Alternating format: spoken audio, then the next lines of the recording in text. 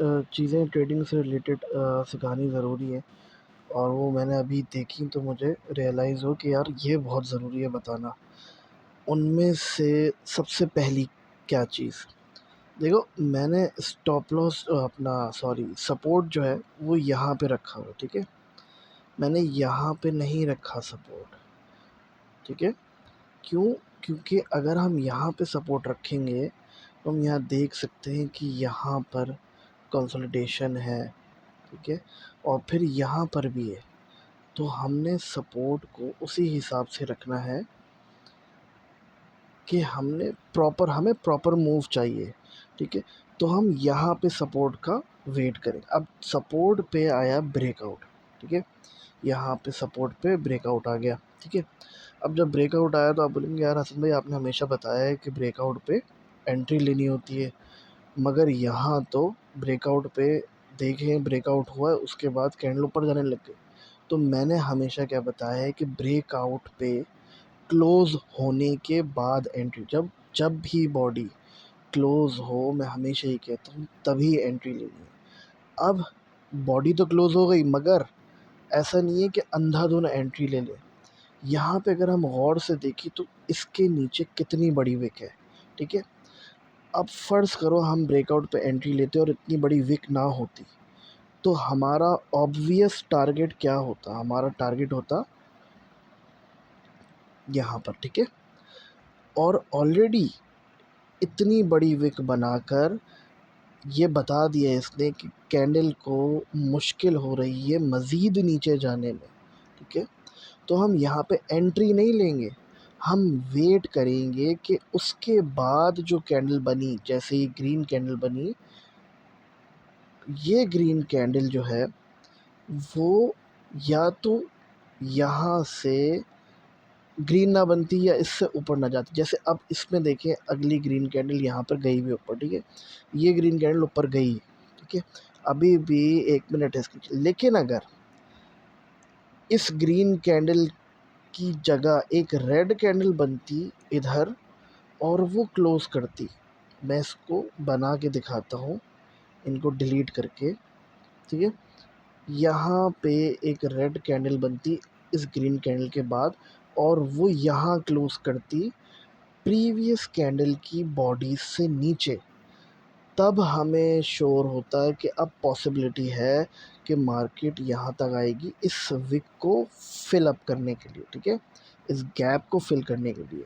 मगर क्योंकि green candle के बाद अगली ग्रीन कैंडल जो बनी है वो यहाँ तक ऊपर जा चुकी है और अभी 12 सेकंड है। अगर 12 सेकंड में यही क्लोज़ होती है तो इसका मतलब है कि मार्केट को सॉलिड रिजेक्शन मिला है और उसके बाद मार्केट ऊपर जाएगी, ऊपर पुश करेगी यहाँ तक 77,520 तक, ठीक है? तो इस चीज़ का तो ख़्याल रखना है सबसे पहले कि हमेशा वेट करना है कि एक रेड कैंडल बने विद बॉडी, और वो विद बॉडी क्लोज़ हो इन दोनों बॉडीज़ के नीचे क्लोज़ हो, जैसे यहाँ पे क्लोज़ हुई है, ठीक है? एक तो ये चीज़ हो गई। दूसरी चीज़ ये कि देखो ट्रेड हमेशा 15 मिनट वाले टाइम फ्रेम, 30 मिनट वाले पे या किसी भी टाइम फ्रेम पे करो, हमेशा जो है ना वो, क्योंकि इंट्राडे ट्रेडर्स हैं हम, तो हम इतने हिस्सों को देखेंगे, इन्वेस्टर नहीं हैं हम इंट्राडे ट्रेडर्स हैं और with in the day trading करते हैं। तो हमें इस चीज़ का ख्याल रखना है कि हमने जो है बस स्क्रीन के सामने जो हमारे पास चार्ट में सामने कैंडल्स हैं, हमने उन्हीं के एनालिसिस पे उन्हीं पे ट्रेड लेनी है और उसी 15-20 मिनट 25 मिनट या आधे घंटे के अंदर अंदर ट्रेड क्लोज़ भी करनी है प्रॉफिट लेके। अगर हम एनालिसिस करने के लिए पूरा चार्ट लेके बैठ जाएंगे कि भाई हम यहाँ से लेकर यहाँ तक जो है वो सपोर्ट बनाते हैं और फिर उसके सॉरी रेजिस्टेंस बनाते हैं, सपोर्ट बनाते हैं, तो भाई इसमें होती है कन्फ्यूजन क्रिएट, ठीक है? इसमें होती है कन्फ्यूजन क्रिएट, क्योंकि अब यहाँ पर ऑलरेडी ब्रेकआउट आया हुआ है, ठीक है?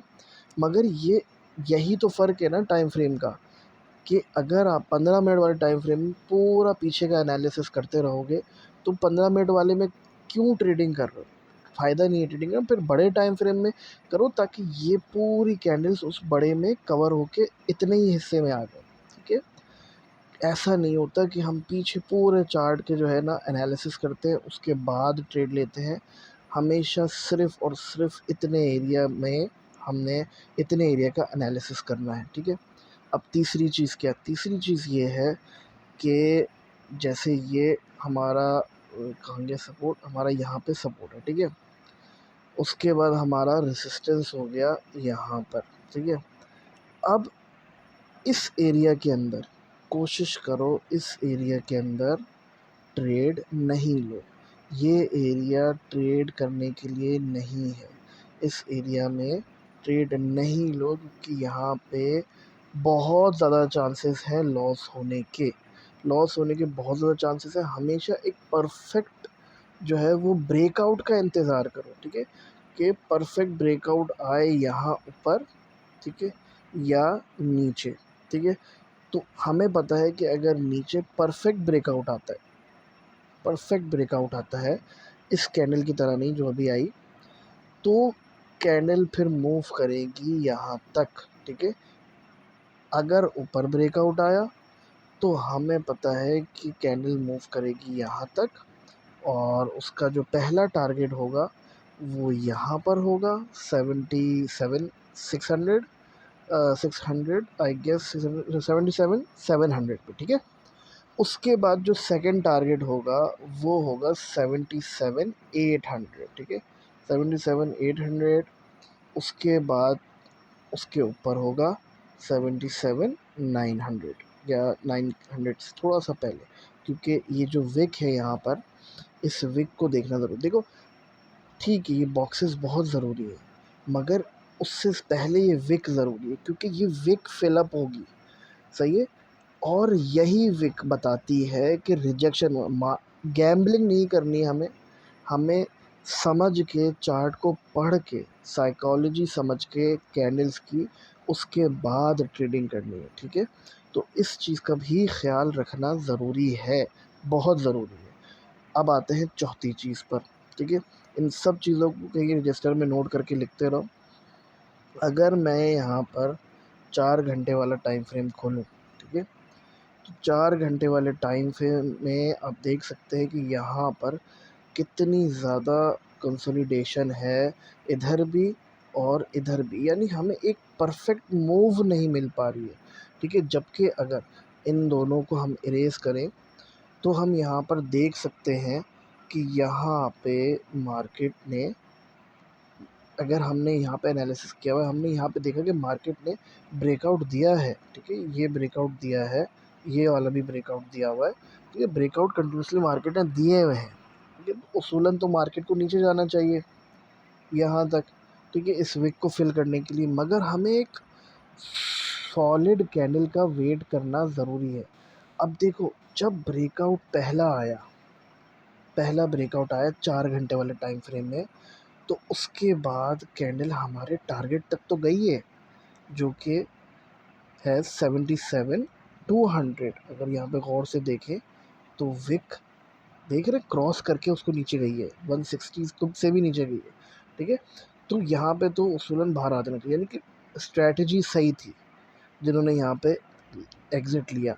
और यही रीज़न होता है कि मैं बोलता हूँ बॉक्स टू बॉक्स चलें, कि 77 200, 77, उसके बाद 200 के बाद 77 7700, ठीक है। उसके बाद और नीचे क्यों, क्योंकि ये स्टॉप्स हैं बेसिकली हमारे।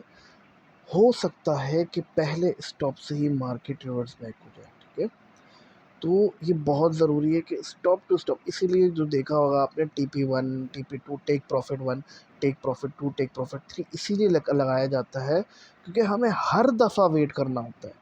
किस बात का वेट करना होता है, अगर मैं इनको डिलीट करूं और यहाँ पे एक समझाने के लिए बताऊं, कि फ़र्ज़ कर लो ये कैंडल यहाँ तक गई, ठीक है, हमने मार्केट से फ़ौरन एग्ज़िट ले लिया, उसके बाद हम इंतज़ार करेंगे, अगर अगली कैंडल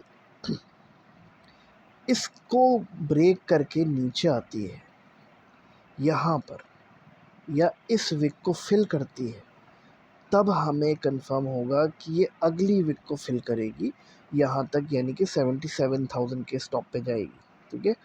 तो हम टेक प्रॉफिट 2 यहाँ रखेंगे, ऑब्वियसली यहाँ रखेंगे 77 पे। अच्छा, एग्जैक्ट विक के ऊपर नहीं रखना होता, बिल्कुल आस-पास रखना होता है बस, और हमेशा विक के थोड़ा-सा नीचे ही रखना होता है।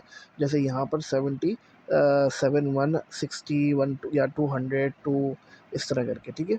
तो इस चीज़ का भी ख़्याल रखना ज़रूरी है कि विक को यहाँ पर देखना ज़रूरी है। उसके बाद बॉडी को TP1, TP2 इन सब का ख़्याल रखना बहुत ज़रूरी है। और अगर 4 आवर्स वाला टाइम फ्रेम देख रहे हैं तो 1 डे वाला भी देखें साथ में, और हर 2 आवर्स वाला भी देखें। लेकिन जो है, अगर 30 मिनट वाला टाइम फ्रेम देख रहे हैं तो अब 30 मिनट वाले टाइम फ्रेम में, अब इसी सिचुएशन को अगर हम देखें कि 30 मिनट वाले टाइम फ्रेम में क्या हुआ था इस सिचुएशन पे, ये मैंने सर्कल बनाए हुए थे। 30 मिनट वाले टाइम फ्रेम में जब उधर ब्रेकआउट आया तो यहाँ पे कितनी बड़ी कैंडल बनी थी, ठीक है? और कितनी बड़ी कैंडल बनी है, उसके बाद ऊपर गई। तो वो 4 आवर वाला टाइम फ्रेम, उसका एनालिसिस 30 मिनट वाले पे नहीं चल सकता।